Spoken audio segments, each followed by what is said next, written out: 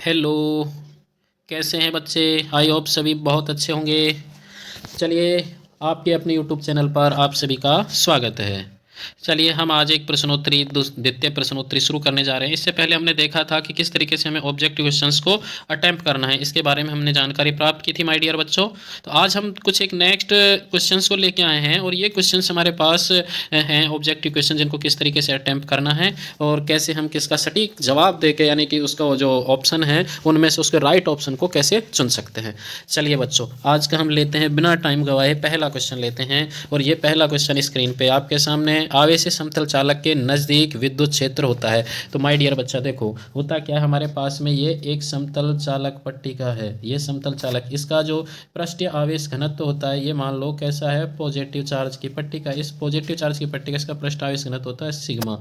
अब ये जो सिग्मा होता है, इसका क्षेत्रफल मान लेते हैं ए है। तो इससे इसके पास में नज़दीक जो बिंदु है, वहाँ पर जो हमारे पास में विद्युत क्षेत्र निकलता है माय डियर बच्चों, वो कितना होता है, सिग्मा अपॉन में 2 एप्सिलॉन नॉट आता है, या E equal to sigma upon 2 epsilon naught आता है।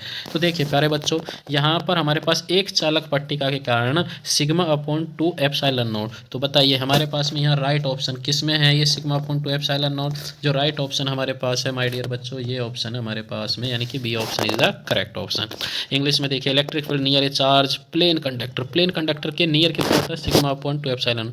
देखिए इफ यदि कभी इस तरीके की क्वेश्चंस अगर तुमसे पुटअप किया जाए, मान लीजिए कि एक हमारे पास एक चालक पट्टिका ये है और दूसरी चालक पट्टिका है ये, इन दोनों के मध्य अगर इस पे भी पॉजिटिव आओ, इस पे भी पॉजिटिव आओ, तो बताइए इन दोनों के मध्य में माय डियर बच्चों कितना हो जाता है, इलेक्ट्रिक फील्ड 0। लेकिन इसके आउटर में सिग्मा अपॉन में कितना बन जाता है, एप्सिलॉन नॉट। अगर यही क्वेश्चन इस तरीके से होता मेरे प्यारे बच्चों कि एक चालक पट्टिका पे प्लस आवेश और दूसरी चालक पट्टिका पे नेगेटिव आवेश यानी ऋणावेश, तो इनके मध्य कितना हो जाता है, सिग्मा बटे में एप्सिलॉन नॉट, और बाहर कितना हो जाता है, चालक पट्टिका के बाहर कितना हो जाता है, 0।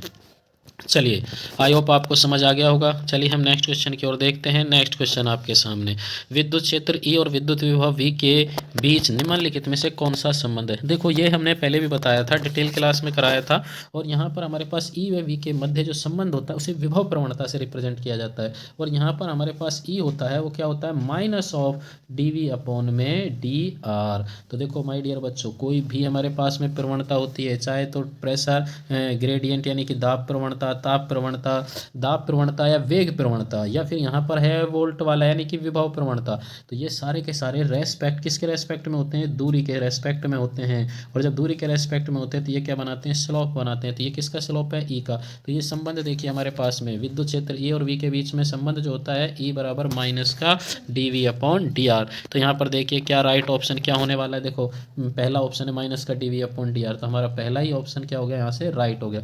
और भी देखिए D V upon D R है लेकिन माइनस नहीं है, यहाँ D E upon D R ये होता नहीं है, तो ये हमारा option number A is the correct answer my dear बच्चों। बहुत अच्छा।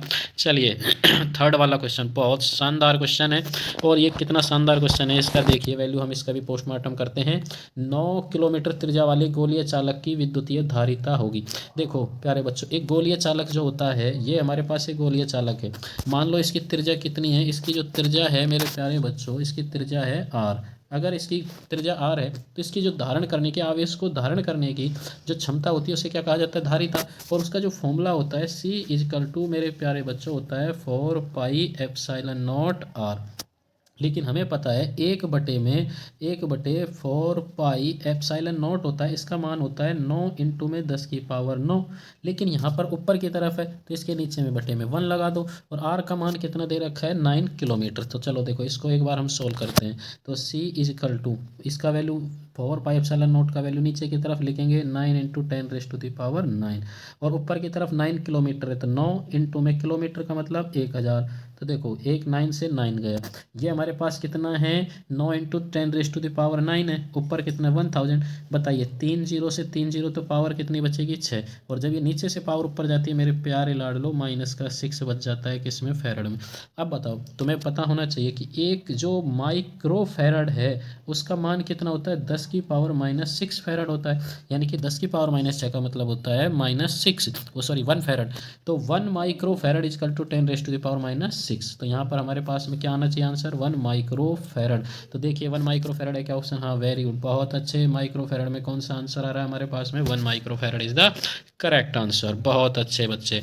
चलिए क्वेश्चन नंबर 3 की ओर देखते हैं। क्वेश्चन नंबर 3 आपके सामने लगाइए ऑप्शन। देखो, दो चालक पट्टिकाएं होती हैं मेरे प्यारे बच्चों। संधारित्र किसे कहते हैं, ऐसी दो समांतर चालक पट्टिकाएं जिन पर परिमाण आवेश परिमाण में समान लेकिन प्रकृति में कैसा होता है, विपरीत, यानी कि एक पर पॉजिटिव एक पर कैसा होता है, नेगेटिव। इन दोनों को अगर कुछ अल्प दूरी पर रख दिया जाए तो यह समांतर संधारित्र की भांति क्या करता है, समांतर प्लेट संधारित्र की भांति व्यवहार करता है।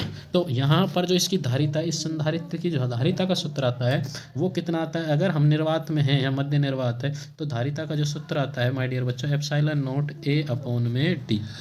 और यदि माध्यम है तो माध्यम जब होता है तो C इजिकल टू कितना आता है मेरे प्यारे बच्चों, C is equal to epsilon naught epsilon R A upon में कितना हो जाता है D। तो देखो कौन सा ऑप्शन है, epsilon naught epsilon R A upon D। तो पहला ही ऑप्शन करेक्ट आंसर हो रहा है यहाँ पर, बहुत शानदार, पहला option is the correct answer. चलिए नेक्स्ट क्वेश्चन की ओर चलते हैं। क्वेश्चन नंबर 5 देखिए, गैलोनोमीटर का प्रतिरोध R, वोल्टमीटर का प्रतिरोध V के बीच संबंध। देखो वोल्टमीटर का प्रतिरोध जो होता है माय डियर बच्चों इन्फिनिटी होता है, अनंत होता है। अनंत का मतलब है कि ये यहाँ पर क्या होने वाला है, किससे ज़्यादा होने वाला है, जी के कंपैरिजन में वी का मान बहुत अधिक होने वाला है। तो यहाँ पर हमारे पास में जो राइट ऑप्शन है वो क्या बनेगा मेरे प्यारे बच्चों, वी इज़ ग्रेटर देन जी। क्योंकि गैलोनोमीटर को वोल्टमीटर में परिवर्तित करने के लिए हाई रेजिस्टेंस अप्लाई करना पड़ता है और उसका जो रेजिस्टेंस होता है बहुत ही अधिक होता है प्यारे बच्चों। चलिए नेक्स्ट क्वेश्चन, ये क्वेश्चन हमारे पास है, व्हीट स्टोन ब्रिज का व्यवहारिक ढांचा निम्नलिखित में से होता है। देखो व्हीट स्टोन ब्रिज क्या होता है, व्हीट स्टोन ब्रिज में मेरे प्यारे बच्चों चार क्या होते हैं, रेजिस्टेंस होते हैं। और इस पे संतुलन यानी कि संतुलित प्रतिबंध की स्थिति में क्या निकाला जाता है, एक अननोन, मान लो ये अननोन है, इसका क्या निकाला जाता है, प्रतिरोध ज्ञात किया जाता है, नॉन प्रतिरोध का मान ज्ञात किया जाता है। तो यहाँ पर ये पी क्यू ये हो गया आर और ये एस। तो ये जो संतुलित प्रतिबंध है ये पी अपॉन में क्यू इजिकल टू, यदि आर अपॉन एस हो जाता है तो इन दो सिरों के मध्य लगा गैलोनोमीटर में कोई धारा नहीं बहती, उसमें विक्षेप शून्य होता है। जब गैलोनोमीटर का विक्षेप शून्य होता है तो इसी अवस्था को बोला जाता है संतुलित प्रतिबिंब बोला जाता है, संतुलित प्रतिबंध बोला जाता है। तो इसमें हमारे पास आंसर देखो क्या आएगा, किसके रेस्पेक्ट में होता है माय डियर बच्चों, मीटर ब्रिज। तो मीटर ब्रिज भी इसी सिद्धांत पर कार्य करता है। नेक्स्ट, एक तार का विशिष्ट प्रतिरोध निर्भर करता है। देखो तार जो होता है उसमें स्पेसिफिक रेजिस्टेंस, वर्ड को ध्यान से देखो, एक तार का विशिष्ट प्रतिरोध, विशिष्ट का मतलब होता है स्पेसिफिक रेजिस्टेंस। स्पेसिफिक रेजिस्टेंस का मतलब है कि वह किस पदार्थ का बना हुआ है, लंबाई, अनुप्रस्थ काट, इनके बारे में नहीं, केवल वो उसके पदार्थ की जो प्रकृति है वो कैसी है, वो लोहे का है, कॉपर का है, एल्युमिनियम है, सिल्वर है, किसका है, तो उसी पे क्या करता है वो डिपेंड करता है। तो यहाँ पर हमारे पास में क्या हो गया, पदार्थ की प्रकृति पर निर्भर करता है, यानी कि D option is the correct. चलिए नेक्स्ट क्वेश्चन की ओर, हमारे पास क्वेश्चन नंबर 8 था आपके सामने, किरचॉफ के, यानी ये किरचॉफ है या किरकॉफ, कहीं कहीं किरकॉफ, किरहॉफ कुछ भी कह सकते हैं इसको, किरचॉफ के बिंदु नियम, बिंदु का मतलब होता है संधि नियम, किसी पॉइंट पर मिल रहे हैं, बिंदु नियम में निम्नलिखित में से कौन सी राशि संरक्षित रहती है। देखो मेरे प्यारे बच्चों, किरचॉफ ने कितने नियम दिए थे, 2 नियम। जब किरचॉफ ने 2 नियम दिए थे तो पहला नियम दिया था संधि नियम जिसको पॉइंट नियम भी कहा जाता है, और दूसरा हमारे पास था लूप नियम, एक था हमारे पास में संधि नियम। संधि नियम में क्या होता है कि summation of I is equal to होता है 0, और यहाँ पर समेशन ऑफ में वी इजकल टू कितना होता है 0। यहाँ होता है मेरे प्यारे बच्चों आवेश संरक्षण, और इसमें किरचॉफ के द्वितीय नियम में होता है ऊर्जा संरक्षण का नियम। तो यानी कि आवेश संरक्षण किस में होता है, बिंदु नियम, संधि नियम, जिसमें धाराओं का योग कितना होता है 0, यानी आने वाली धारा किसी बिंदु पर और जाने वाली धारा उसी बिंदु से, उन सभी का बीजगणित योग होता है 0। ठीक है, आई होप आपको समझ आया होगा। ये वाला क्वेश्चन शानदार है, इसमें से ऑब्जेक्टिव क्वेश्चन बनता है कि फैराडे का किरचॉफ का द्वितीय नियम किस पर आधारित है, तो वो ऊर्जा संरक्षण के सिद्धांत पर, और प्रथम नियम है आवेश संरक्षण के सिद्धांत पर। याद रखना बच्चों इस चीज़ को, बहुत अच्छा क्वेश्चन था। चलिए नेक्स्ट क्वेश्चन है मेरे प्यारे बच्चों, motion of electron inside the conductor. इसका मीनिंग ये है कि किसी कंडक्टर में जो इलेक्ट्रॉन है उनका जो गति होता है कैसा होता है। देखो तो मैं बताया था मैंने, जब ड्रिफ्ट वेलोसिटी पढ़ाई थी, अवनमन ड्रिफ्ट वेलोसिटी जो वेग पढ़ाया था, तो वहाँ पर ये बताया था मेरे प्यारे बच्चों, ड्रिफ्ट वेलोसिटी में क्या होता है, इलेक्ट्रॉन जो हैं पहले जब किसी तरीके का कोई विद्युत क्षेत्र अप्लाई नहीं होता है यहाँ पर, यानी कि ई इज इक्वल टू जब जीरो होता है, E is equal to zero में ये यादृक्ष गति करते हैं और इनका औसत वेग शून्य प्राप्त होता है।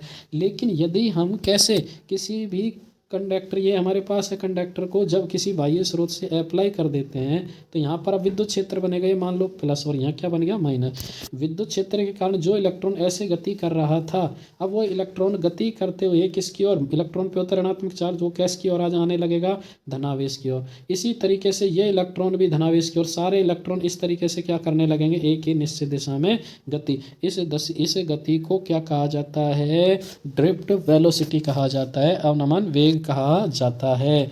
और यहाँ पर देखो जब एक समान क्षेत्र बन जाता है तो ये कैसे करते हैं, एक समान वेग से, एक समान वेग को क्या कहा जाता है मेरे प्यारे बच्चों, समरूप या यूनिफॉर्म, यानी कि जिसका मान नहीं बदलता उसे क्या कहा जाता है, यूनिफॉर्म। तो ये कैसे बनेगा, हमारे पास यहाँ पर क्या ऑप्शन आने वाला है कि समरूप होता है इनकी गति। अब देखो नेक्स्ट क्वेश्चन हमारे पास, विद्युत परिपथ की शक्ति होती है। देखो विद्युत परिपथ में मेरे प्यारे बच्चों P बराबर होता है V इंटू में I, ये V इंटू आई, अगर V इंटू आई होता है तो क्या V इंटू आई कोई ऑप्शन में है क्या, नहीं है। तो हम क्या करेंगे, ओम का नियम होता है, ओम के नियम के अनुसार हमारे पास जो रिलेशन होता है I is equal to V upon में होता है मेरे प्यारे बच्चों R। तो बताओ जहाँ पर I है वहाँ पर हम V अपॉन R रख सकते हैं, और जैसे हमने P equal to V into I की जगह V अपॉन आर रखा, तो ये V और V मिलके कितना बनेगा मेरे प्यारे बच्चों, V स्क्वायर अपॉन आर। तो देखिए विद्युत परिपथ की शक्ति हमारे पास फॉर्मूला, कौन से 10वें क्वेश्चन का आंसर बताइए, V स्क्वायर अपॉन आर, कौन सा ऑप्शन है V स्क्वायर अपॉन आर, मेरे प्यारे बच्चों जल्दी बताओ, V स्क्वायर अपॉन आर हो गया हमारे पास में C ऑप्शन, यानी कि power of the electric current is, electric circuit is V square upon R. बहुत अच्छे बच्चे, नेक्स्ट क्वेश्चन चलिए देखते हैं, क्वेश्चन नंबर 11th क्वेश्चन में यहाँ पर चुंबकीय क्षेत्र में गतिशील आवेश पर बल के लिए निम्नलिखित में से कौन सही है। तो देखो ये वाला जो क्वेश्चन है मेरे प्यारे बच्चों, विद्युत क्षेत्र में गतिशील आवेश पर बल के लिए निम्नलिखित में कौन सा, देखो हम बेसिक पढ़ते हैं F बराबर में हमारे पास फोर्स होता है, चुंबकीय जो बल होता है वो होता है F बराबर Q V B sine theta. जब इसको मैंने सदिश निरूपण में तुम्हें बताया था तो सदिश निरूपण में किस तरीके से लिखा था, F बराबर क्यू इंटू ये वाला वैल्यू V क्रॉस में क्या लिखा जाता है, B, क्योंकि जैसे साइन थीटा हटता है तो क्रॉस आ जाता है और ये हमारे पास बल का मान निकल के आ जाता है। देखो F बराबर क्यों V क्रॉस में B, यानी कि V पहले आता है और B बाद में आता है। ये बताया था कि V क्यों आता है, क्योंकि पहले वेलोसिटी जनरेट होती है उसके बाद में मैग्नेटिक फील्ड का इफेक्ट देखा जाता है। तो देखिए प्यारे बच्चों यहाँ से V cross B, V cross B, V cross B हमारा B ऑप्शन, ये B क्रॉस B है लेकिन B ऑप्शन में क्या है, V क्रॉस B, और हमें यही देखना है, गलती यहीं पे होगी मेरे प्यारे बच्चों, ये वाला ऑप्शन और इस ऑप्शन में देखिए कुछ भी अंतर नहीं है, F बराबर क्यू वी बी और F बराबर क्यू वी साइन थीटा बन रहा है, लेकिन V क्रॉस B, V को हमने पहले लेना है और किसको बाद में लेना है, B को बाद में लेना है। बहुत अच्छा, इसको याद रखो, क्वेश्चन नंबर 11 को, बहुत अच्छा शानदार क्वेश्चन मेरे प्यारे बच्चों। चलिए नेक्स्ट क्वेश्चन है, चुंबकीय फ्लक्स का मात्रक होता है, देखो फाई बराबर मेरे प्यारे बच्चों, फाई बराबर होता है, हमने देखा था चुंबकीय फ्लक्स का मात्रक होता है, फाई बराबर होता है बी डॉट ए, बी का मतलब होता है टेस्ला, टेस्ला किस में होता है, चुंबकीय क्षेत्र का मात्रक टेस्ला इनटू में ये हमारे पास होता है मीटर स्क्वायर, और इसका जो मात्रक जो होता है मेरे प्यारे बच्चों बेबर होता है, क्या होता है, बेबर। अब ये बेबर जो मात्रक होता है ये होता है इसका एम के एस मात्रक, और सी जी एस मात्रक क्या होता है मेरे प्यारे बच्चों, इसका होता है मैक्सवेल, क्या होता है, मैक्सवेल। अब इन दोनों में भी तो रिलेशन होता होगा कोई ना कोई, तो इसमें जो रिलेशन होता है बेबर एवं मैक्सवेल में जो रिलेशन होता है, तो यानी कि 1 वेबर इजिकल टू कितना होता है मेरे प्यारे बच्चों, 10 की पावर 8 मैक्सवेल, कितना होता है, मैक्सवेल। तो देखो इसी तरीके से विद्युत चुंबकीय क्षेत्र का मात्रक टी यानी कि 1 टेस्ला इजिकल टू कितना होता है, 10 की पावर 4 गॉस होता है जी। तो देखिए weber is the unit of flux, यानी कि चुंबकीय फ्लक्स का मात्रक है, किसका है, फ्लक्स का, और जबकि हमारे पास टेस्ला है चुंबकीय क्षेत्र की तीव्रता का मात्रक। तो इस ऑप्शन में चुंबकीय फ्लक्स का पूछा है तो हमारा ऑप्शन क्या हो जाएगा मेरे प्यारे बच्चों, weber is the right option. बहुत अच्छे प्यारे बच्चे शानदार जवाब दे रहे हैं, सभी को आई होप सभी को समझ आ रहा होगा। चलिए नेक्स्ट क्वेश्चन, जिस परिपथ में सिर्फ प्रतिरोध है उसका शक्ति गुणांक क्या होता है। देखो मेरे प्यारे बच्चों, हमने जब ई जब हमने अल्टरनेटिंग करंट का पढ़ा था, प्रत्यावर्ती धारा पढ़ा था, तो प्रत्यावर्ती धारा में हमें पता है V का जो समीकरण होता है मेरे प्यारे बच्चों, V नॉट साइन ओमेगा क्या होता है, T होता है। और इसमें करंट जब केवल प्रतिरोध जुड़ा हो, वर्ड को ध्यान से सुनो, केवल प्रतिरोध, तो प्रतिरोध में I इजकल टू यहाँ पर हमारे पास में I नॉट और साइन ओमेगा टी। यहाँ पर फेज डिफरेंस था वो कितना था मेरे प्यारे बच्चों, 0। अब हमें पता है जब फेज डिफरेंस 0 होता है, कालांतर कितना होता है, 0। यानी कि R के मान में जब R जुड़ा हो, केवल R जुड़ा हो, तो वहाँ पर फाई का मान होता है 0। और जब L और C जुड़े होते हैं तो कालांतर फाई का मान मेरे प्यारे बच्चों कितना होता है, पाई/2। तो बताइए जब हमारे पास हमें पता है फाई का मान कितना होता है, 0, फाई इजकल टू 0 होता है, तो बताओ शक्ति गुणांक को कहा जाता है कोस फाई। तो बताओ कोस फाई में 0 रखेंगे, जैसे हमने रखा कोस 0, तो यहाँ पर जैसे कोस 0 का मान 0 रखेंगे तो ये वैल्यू कितनी आ जाती है, 1। तो बताइए जिस परिपथ में केवल प्रतिरोध जुड़ा होता है तो उसका शक्ति गुणांक कितना हो जाता है मेरे प्यारे बच्चों, कितना बन जाता है, 1 बन जाता है। यदि यहाँ पर इंडक्टर और यदि यहाँ पर कैपेसिटर दे रखा होता, इंडक्टर का मतलब कुंडली, प्रेरक या फिर संधारित्र गिवन होता, तो वहाँ पर शक्ति गुणांक 0 प्राप्त होता। क्यों? क्योंकि वहाँ पर फाई का मान मेरे प्यारे बच्चों, फाई इजकल टू कितना होता है, पाई/2, और कोस पाई/2 पर मान कितना होता है, 0 प्राप्त होता है। इसको बहुत अच्छे से आपने किया होगा। क्वेश्चन नंबर नेक्स्ट क्वेश्चन हमारे पास है, प्रत्यावर्ती धारा का वर्ग माध्य मूल मान। देखो प्रत्यावर्ती धारा की कोई भी समीकरण होती है मेरे प्यारे बच्चों, कैसे लिखी जाती है, V is equal to V naught हो गया ये साइन ओमेगा टी, तो ये होता है पीक मान, इसको शिखर मान कहा जाता है, और ये वाला होता है RMS मान। तो देखो RMS मान और इसमें जो संबंध होता है मेरे प्यारे बच्चों वो क्या होता है, VRMS, वर्ग माध्य मूल रूट मीन स्क्वायर वैल्यू, यानी वर्ग माध्य मूल मान बराबर होता है शिखर मान। शिखर मान को V0 बटे में √2। तो बताइए शिखर मान बटे में √2 कौन से में है, तो देखो इसमें ऑप्शन से देखिए, 1 मिनट, ए ऑप्शन है हमारा √2 इंटू शिखर धारा का मान है, ये हो नहीं सकता, तो ये हमारा क्या हो गया, क्रॉस। दूसरा शिखर धारा का मान बटे में 2, ये नहीं हो सकता क्योंकि √2 नहीं है। शिखर धारा का मान, देखो शिखर धारा का मान बटे √2, शिखर धारा का मान, वेरी गुड, यही ऑप्शन। नेक्स्ट भी देख लो, औसत धारा का मान बटे √2। अब तुम्हें ये याद रखना है कि कहीं ऑप्शन ए में औसत धारा का मान बटे √2 ना हो और तुम क्या उसी को तुरंत टिक कर दो, तो ये तुम्हारा गलत हो जाएगा। हमें देखना है शिखर धारा का मान, और यही हमारा क्या बनने वाला है, राइट ऑप्शन बनेगा। यानी कि प्रत्यावर्ती धारा का वर्ग माध्य मूल मान होता है शिखर मान का √2 गुना, या फिर शिखर मान का कितना प्रतिशत होता है मेरे प्यारे बच्चों, 70% होता है। चलिए नेक्स्ट क्वेश्चन, एक चुंबक के चुंबकीय लंबाई, यानी कि चुंबक की एक लंबाई दे रखी है हमें और ज्यामितीय लंबाई LG के बीच में निम्नलिखित में से कौन सा संबंध होता है। तो मेरे प्यारे बच्चों आपको पता होना चाहिए, तो जो चुंबक होता है उसकी चुंबकीय जो लंबाई होती है, चुंबकीय लंबाई को इफेक्टिव लेंथ बोला जाता है, लेकिन यहाँ क्या दे रखा है उसने, LM बोल रहा है। तो LM जो होता है वो क्या होता है, 5/6 ऑफ LG होता है। तो यहाँ पर देखो LG इधर दे रखा है, तो अगर LG का मान निकालेंगे यहाँ से, तो LG बराबर 6/5 ऑफ LM आएगा मेरे प्यारे बच्चों। तो बताइए कौन सा ऑप्शन आ रहा है, LG बराबर 6/5 LM। तो हमारे पास राइट ऑप्शन ए है जो हमारा करेक्ट ऑप्शन है, यानी कि LG बराबर 6/5 LM। तो यानी कि जो ध्रुवों के मध्य की वास्तविक दूरी है कैसे होती है, ये देखो, ये हमारे पास एक छड़ चुंबक है, इस छड़ चुंबक का ये वाले ध्रुव होते हैं जो इन साइड में होते हैं, यानी कि ये जो दूरी होती है ये होती है हमारे पास में LM। और इसकी ज्यामितीय लंबाई कितनी होती है, ज्यामितीय होती है इस किनारे से और ये दूसरे किनारे तक की लंबाई, यानी कि ये लंबाई तो यहाँ इन दोनों के मध्य की होती है, ध्रुवों से ध्रुवों के मध्य की। तो आई होप आपको समझ आया होगा। बहुत शानदार क्वेश्चन थे। इससे आगे के क्वेश्चंस हैं जो हम पूरे क्वेश्चंस आगे लेके आएंगे, नेक्स्ट सीरीज में लेके आएंगे। तब तक आप इनको 1-2 बार रिवाइज करिए, इनको अपने शेयर करिए अपने साथियों के साथ, जिससे सभी बच्चे इसका लाभ ले सकें। बहुत बेहतरीन क्वेश्चंस थे। इन सभी क्वेश्चंस का आप अपने नोटबुक में इनको एक बार हल करके देखें या खुद से करके देखिए, और जो भी आगे के क्वेश्चंस होंगे उनको हम अभी नेक्स्ट सीरीज में लेके आएंगे। जय हिंद, जय भारत।